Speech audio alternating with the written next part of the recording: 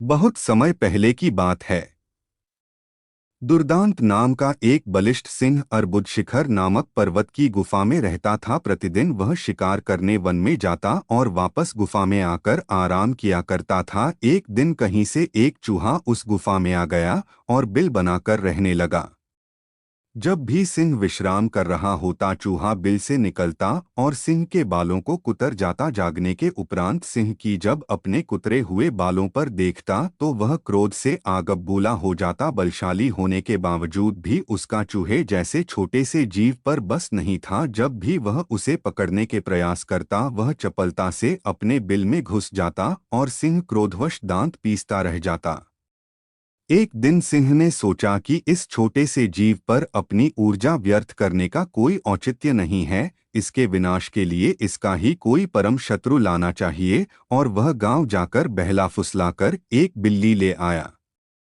प्रतिदिन सिंह बिल्ली के लिए ताज़ा मांस लाया करता और प्रेम से उसे खिलाता। बदले में बिल्ली सिंह के विश्राम के समय चौकसी करती। बिल्ली की उपस्थिति में चूहा डर के मारे बिल में घुसा रहता। सिंह अब निश्चिंत होकर सोने लगा। बिल्ली रोज ताज़ा मांस प्राप्त कर हृष्ट-पुष्ट होने लगी।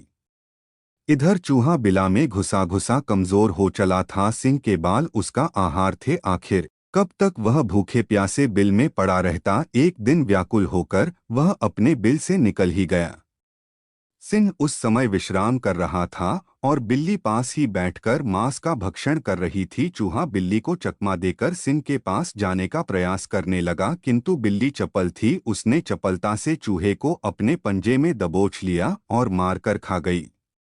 बिल्ली प्रसन्न थी कि उसने अपने स्वामी की चिंता का सदा के लिए अंत कर दिया। उसे विश्वास था कि प्रसन्न होकर सिंह अवश्य उसे और स्वादिष्ट मांस लाकर देगा।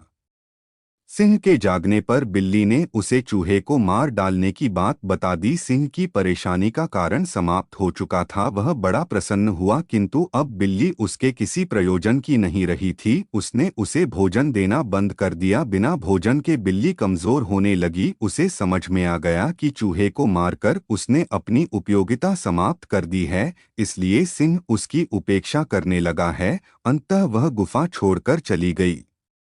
कहानी की सीख। प्रयोजन सिद्ध हो जाने के उपरांत पूछ परख समाप्त हो जाती है, इसलिए अपनी उपयोगिता बनाए रखें।